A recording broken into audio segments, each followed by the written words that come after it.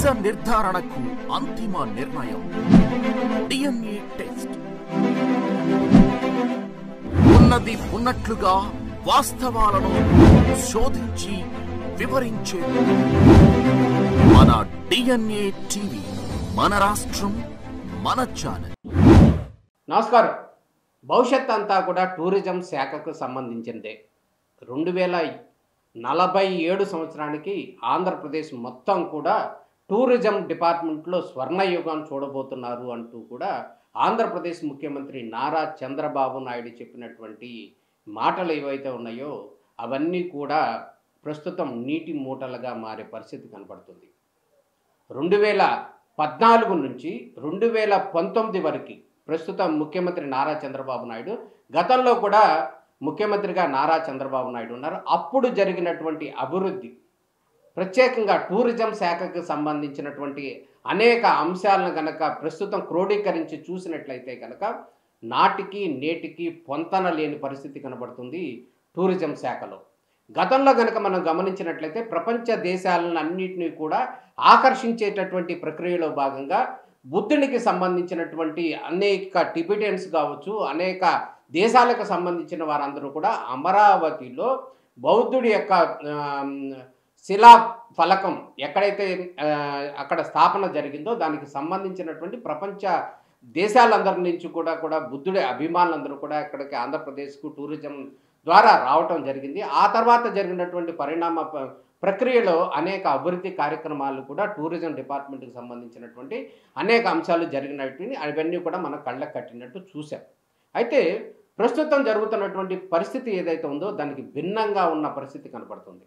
గతంలో కనుక చంద్రబాబు నాయుడు చెప్తున్నారు, ప్రత్యేకంగా ఆంధ్రప్రదేశ్కి టూరిజం డిపార్ట్మెంట్ అనేది పెద్ద అసెట్ అవుతుంది. ఖచ్చితంగా ఆంధ్రప్రదేశ్కు ఉన్నటువంటి నీటి వనరులు కావచ్చు, సుదీర్ఘమైనటువంటి సముద్ర తీర ప్రాంతం కావచ్చు, అదేవిధంగా టెంపుల్స్ కావచ్చు, పర్యాటక ప్రాంతాలు కావచ్చు, ఇవన్నిటి కూడా పెద్ద అసెట్గా మారుతుంది. ఖచ్చితంగా ఆంధ్రప్రదేశ్లో టూరిజం శాఖ అనేది కూడా భవిష్యత్తులో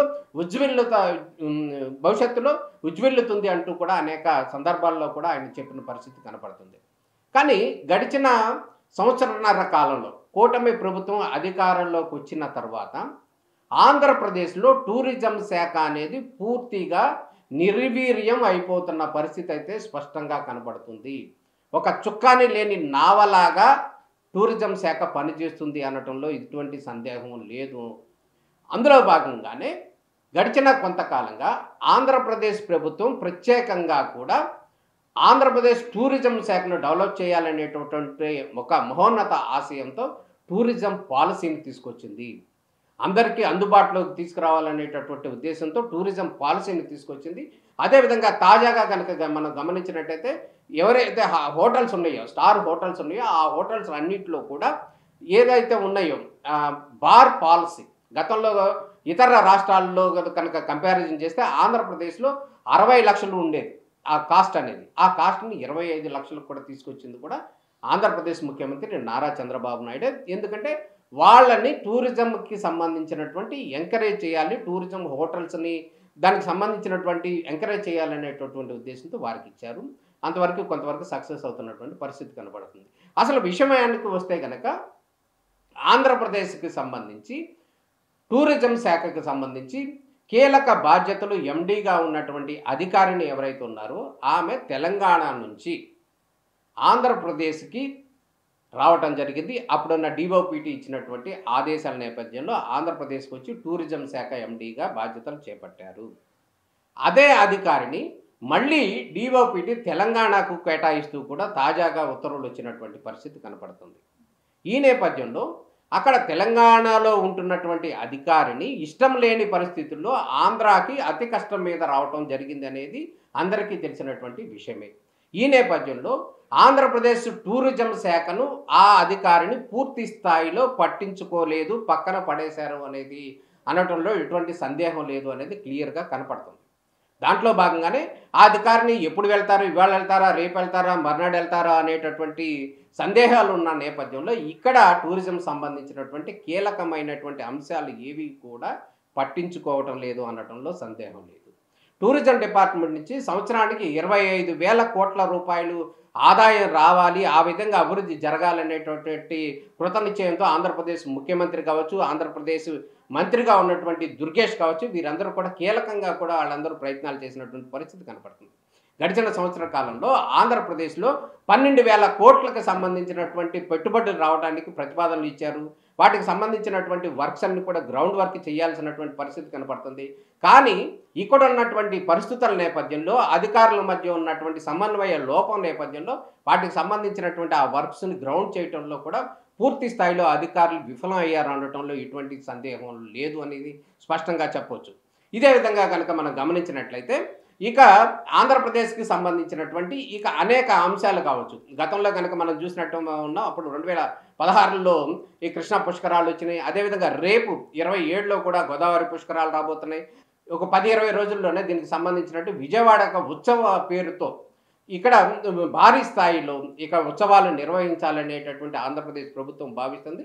దాంట్లో భాగంగానే టూరిజం డిపార్ట్మెంట్ని దాన్ని సమన్వయం చేసుకుని ఇక్కడ టూరిజం, ఎకో టూరిజం కావచ్చు, లేకపోతే ప్లెయిన్ టూరిజం కావచ్చు, లేకపోతే టెంపుల్ టూరిజం కావచ్చు, లేకపోతే ఇతర సీ టూరిజం కావచ్చు, వీటన్నిటిని కూడా అమలు చేసి ప్రజల్ని ఎవరైతే ఉన్నారో, టూరిస్టులు ఉన్నారో వారందరిని కూడా అట్రాక్ట్ చేయాలి, ఇక్కడ ఒక ఐకాన్గా తీసుకురావాలనేది ప్రధాన ఉద్దేశంగా కనపడుతుంది. ఇక అమరావతి కనుక మనం గమనించినట్టయితే అమరావతిలో ఉన్నటువంటి బౌద్ధుడికి స్తూపం కావచ్చు, బౌద్ధుడి యొక్క అతిపెద్ద బౌద్ధుడి విగ్రహం కావచ్చు, వీటన్నిటిని కూడా గతంలోనే టిబెటియన్స్ కావచ్చు, ప్రపంచ దేశాలందరూ కూడా ఇక్కడికి వచ్చి ఇక్కడ చూడటం జరిగింది. ఇక్కడ ఒక పెద్ద విశాలమైనటువంటిది అమరావతికి సంబంధించినటువంటి, అదేవిధంగా బుద్ధుడికి సంబంధించినటువంటి అనేక మూలాలు ఉన్నాయి ఈ ప్రాంతంలో అని చెప్పి వారందరూ కూడా వచ్చి చాలా అట్రాక్ట్ అవ్వడం జరిగింది. ఆ ప్రాంతంలోనే ప్రస్తుతం రాజధాని నిర్మాణం కూడా జరుగుతుంది. అమరావతి అనేటటువంటి పేరుతో అక్కడ తీసుకురావడం జరుగుతుంది. ఇప్పటికే సంవత్సరంన్నర ఆంధ్రప్రదేశ్ వచ్చేసింది. ఆంధ్రప్రదేశ్ ప్రభుత్వం ముఖ్యమంత్రిగా కూడా సంవత్సరంన్నర అయిపోతున్న పరిస్థితి కనపడుతుంది. ఈ నేపథ్యంలో అక్కడ అమరావతిలో చెప్పుకోవటానికి కనీసం 4 హోటల్స్ కానీ, 4 టూరిస్ట్ ప్లేసెస్ కానీ, 4 టూరిజం హోటల్స్ కానీ ఏవి కూడా అక్కడ కనపడలేదు.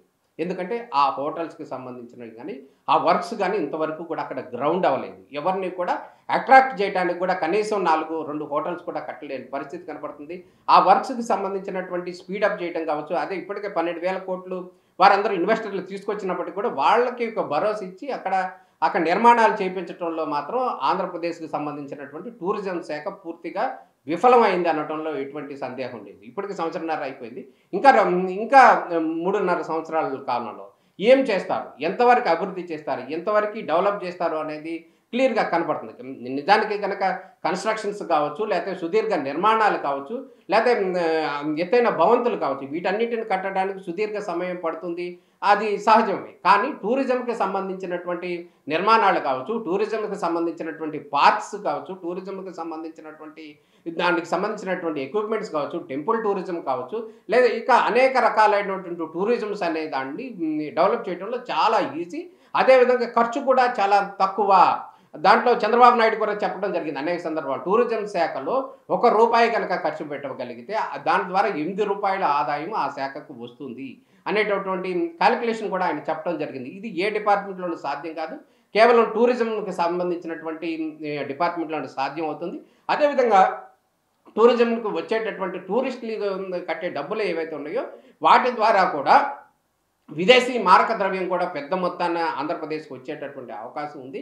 కాబట్టి వారి విదేశీయులను కూడా ఆకర్షించేటటువంటి అవకాశం ఉందని చెప్పి ఆంధ్రప్రదేశ్లో టూరిజంని పూర్తి స్థాయిలో డెవలప్ చేయాలని చెప్పి ముఖ్యమంత్రి నారా చంద్రబాబు నాయుడు కావచ్చు, అదేవిధంగా మంత్రి దుర్గేష్ కావచ్చు, డిప్యూటీ సీఎంగా ఉన్నటువంటి పవన్ కళ్యాణ్ కావచ్చు, నారా లోకేష్ కావచ్చు, వీరందరూ కూడా ఎంతో ప్రయత్నాలు చేసినటువంటి సందర్భాలు ఉన్నాయి.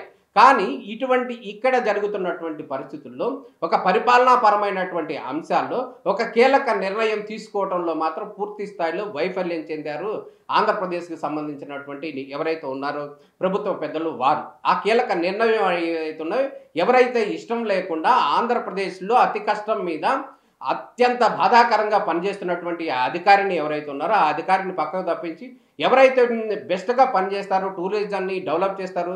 అదేవిధంగా గతంలో కనుక 2014-19 మధ్యలో కూడా ఆంధ్రప్రదేశ్ టూరిజంకి ఒక రూపురేఖలు తీసుకొచ్చినటువంటి అధికారులు కూడా చాలామంది మనకి ఆంధ్రప్రదేశ్లో ఉన్నారు. వారిని తీసుకొచ్చి మళ్ళీ ఇక్కడ కూర్చోబెడతారా, లేకపోతే వారి ద్వారా టూరిజాన్ని అభివృద్ధి చేస్తారా, లేకపోతే ఇంకొకళ్ళని ఎవరైనా తీసుకొచ్చి టూరిజాన్ని టూరిజం మీద ఇంట్రెస్ట్ ఉన్న వాళ్ళని తీసుకొచ్చి ఇక్కడ పెడితే కనుక ఖచ్చితంగా ఆంధ్రప్రదేశ్ యొక్క టూరిజం అనేది భవిష్యత్తులో నెంబర్ 1గా అవుతుంది అనటంలో ఎటువంటి సందేహం లేదు. కానీ ఇక్కడ టూరిజానికి సంబంధించి ప్రస్తుతం జరుగుతున్నటువంటి పరిణామ ప్రక్రియలో ఎవరైతే ఇష్టం లేకుండా అతి కష్టం మీద పనిచేస్తున్నటువంటి అధికారిని ఎవరైతే ఉన్నారో ఆ అధికారిని విషయాన్ని పక్కన పెట్టి ఇక్కడ ఎవరైతే ఉన్నారో ఒక బెస్ట్ అధికారిని కనుక టూరిజం శాఖను వారికి అప్పగిస్తే కనుక ఖచ్చితంగా ఆంధ్రప్రదేశ్ టూరిజం అనేది నెంబర్ 1గా అవుతుంది. ముఖ్యమంత్రి చంద్రబాబు నాయుడు యొక్క ఆశలు కూడా నెరవేరుతాయి. అదేవిధంగా ఆంధ్రప్రదేశ్ యొక్క అభివృద్ధి కూడా ముందుకు వెళ్తుంది అనటంలో ఎటువంటి సందేహం లేదు. ఈ చిన్న విషయాన్ని ఆంధ్రప్రదేశ్ ప్రభుత్వం కూడా దృష్టి పెట్టుకోవాల్సినటువంటి అవసరం ఉంది. ఎవరైతే ఇష్టం లేకుండా ఉన్నారో అదేవిధంగా పాలసీలకు సంబంధించి టూరిజం పాలసీ అనేది ఆంధ్రప్రదేశ్ ప్రత్యేకంగా తీసుకొచ్చింది. అదేవిధంగా టూరిజం అనేది ఒక పరిశ్రమగా గుర్తించాలని కూడా ఆంధ్రప్రదేశ్ ప్రభుత్వం భావించింది.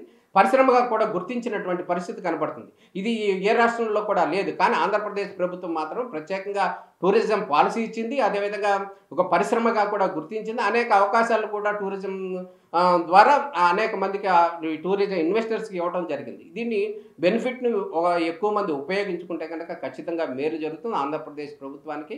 అదేవిధంగా ఇక్కడ ఉన్నటువంటి అధికారులు కావచ్చు, ఆంధ్రప్రదేశ్ ప్రజలకు కావచ్చు, ఈ టూరిజం శాఖని పూర్తి స్థాయిలో అభివృద్ధి చేస్తే కనుక చాలా మేలు జరిగే అవకాశం ఉంది. గతంలో మనం చూసాం ఇక్కడ మనకున్నటువంటి సుదీర్ఘ తీర ప్రాంతం ఏదైతే ఉందో తీర ప్రాంతాల దగ్గర బీచ్లు డెవలప్ చేయాలనేది చాలా పెద్ద ఎత్తున ప్రతిపాదన చేశారు. ఎక్కడ ఎందుకు మచిలీపట్నం పక్కన ఉన్న మచిలీపట్నంలో కూడా పెద్ద బీచ్ పెట్టాలి అనేది ప్రతిపాదనలు కూడా తీసుకొచ్చారు. అదేవిధంగా ఇటు పక్కన ఉన్నటువంటి బాపట్ల దగ్గర కావచ్చు, ఇంకో చోట కావచ్చు అనేక ప్రాంతాల్లో ఇప్పుడున్నటువంటి చిన్నటువంటి బీచ్లు ఏవైతే ఉన్నాయో వాటి అన్నింటిని కూడా భారీగా తీసుకురావాలి. ఎక్కువ మందిని ప్రజల్ని అట్రాక్ట్ చేయాలి. ఆ వారికి కొంత ఆహ్లాదకరమైనటువంటి వాతావరణం కల్పించాలి అనేది ప్రధానంగా టూరిజం శాఖ అప్పట్లో భావించింది. కానీ ప్రస్తుతం మాత్రం ఏది ఎక్కడా పడేసిన గొంగళి అక్కడే ఉన్న పరిస్థితి అయితే కనపడుతుంది. ప్రస్తుతం ఎటువంటి డెవలప్మెంట్స్ కూడా టూరిజం శాఖలో జరగటం లేదు. ఈ విషయం ప్రభుత్వ పెద్దలు కనుక దృష్టి పెట్టినట్టయితే ఖచ్చితంగా ఆంధ్రప్రదేశ్కి ఉజ్వలమైనటువంటి భవిష్యత్తు, అదేవిధంగా ఆదాయం కూడా ఎక్కువ మొత్తంలో వచ్చే అవకాశం ఉంది. దీనిపై ప్రభుత్వం దృష్టి పెట్టాల్సిన అవసరం ఉంది.